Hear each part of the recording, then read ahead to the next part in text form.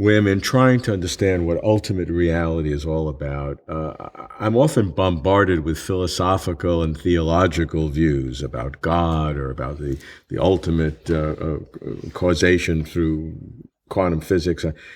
And rather than deal with the philosophy, can we just maybe establish what the components are? If we look at ultimate reality, what is there to explain? I mean, how do we dig down to the bedrock of ultimate reality, of things that really exist in however form that is? Can we categorize those things? Is there one thing? Is there 50 things? Yes. What reality is like, I think at our level of experience, that's love to begin. So that's things like wood and water and ordinary objects. And there, I think we have a good understanding what reality is. But that's not ultimate. That's just our level of existence. Okay. So that's atoms and molecules. And I do think we have fairly complete understanding of the kind of ingredients of reality at that level of description. And so everything we have around us is made of those ingredients, including this church or ourselves. And then if we push on and try to understand atoms, well, the physicists have come up with understanding them as electrons and a core, and that's protons, neutrons, and then they come up with quarks. And then part of the neutron and the proton. And, yeah. So they think of more and more elementary particles, and those particles actually become more and more unlike particles in that they have very strange properties. And this process apparently, for the time being at least, hasn't reached the end. I mean, beyond electrons, neutrons, and so on,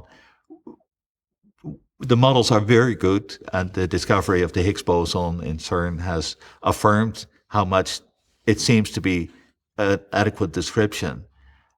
But the models are not the final answer. There are problems in integrating all the different models with all the different elements. Gravity is always a bit an odd type of force relative to the other ones, and it looks like we can integrate those models further. But how it's to be done, that's a kind of speculative area in theoretical physics. It might be something about superstrings, or I don't know the details anymore. But I do understand that this is a kind of process. And I don't think that we can talk, at this moment at least, and maybe in the next century, at the bedrock, the ultimate boundaries. It's far more that we have to start at our level of existence and dig deeper and deeper. A philosopher, Karl Popper, once said our knowledge is a building that's built on a swamp, and you have those.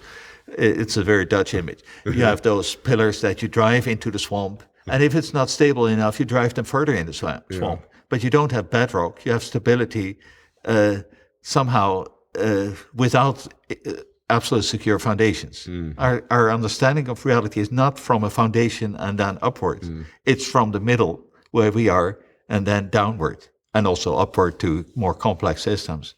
But that's at least human knowledge is, I think, not reaching to the ultimate.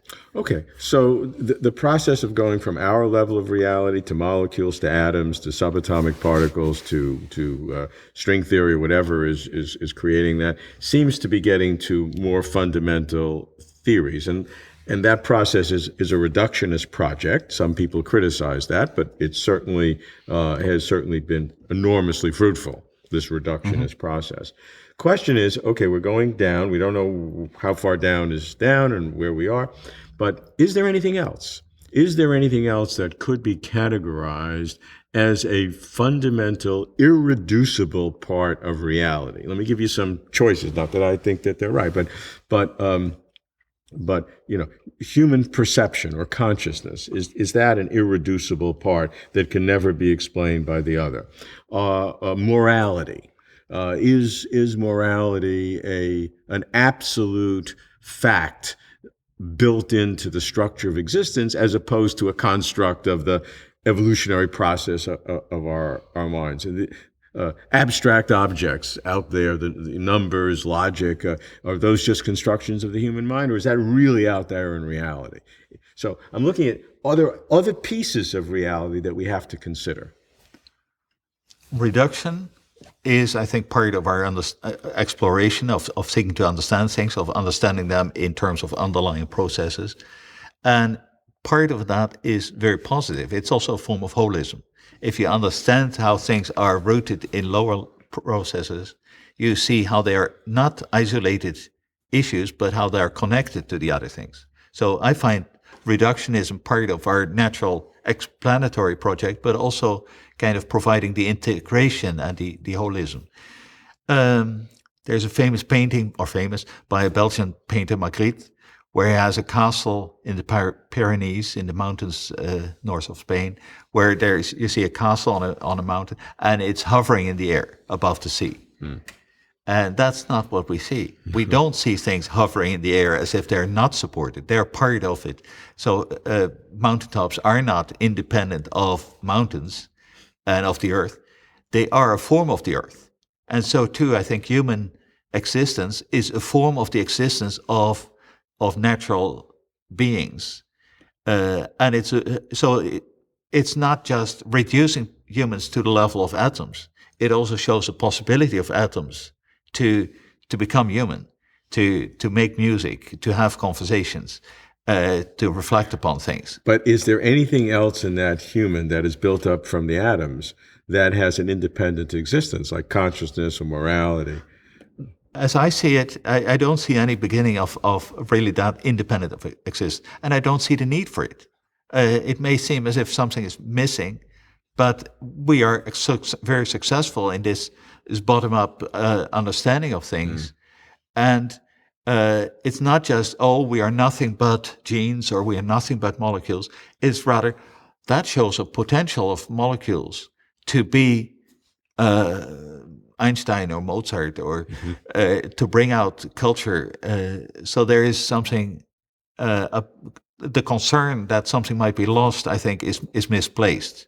If that's true, and many people agree with that, how then can you build any confidence in any religious or a spiritual view of reality? It seems like what you just described is a sharp, wonderful, defensible argument for pure naturalism.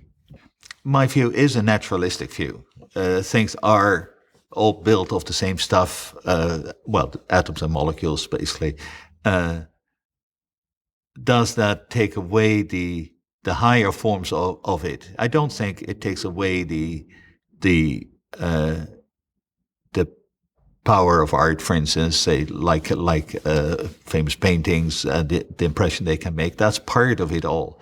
It does take away some of the theories we have about them, in the sense of saying, well, there's something like the genius of the artist, as if that's a separate ingredient. So some of the stories we've been telling ourselves, also about our own consciousness, the kind of dualist story, as if there is a separate mind. I don't think we need that dualist story. But none of the phenomena of human interaction, of human love, or of human self-reflection or meditation is gone. It's all there.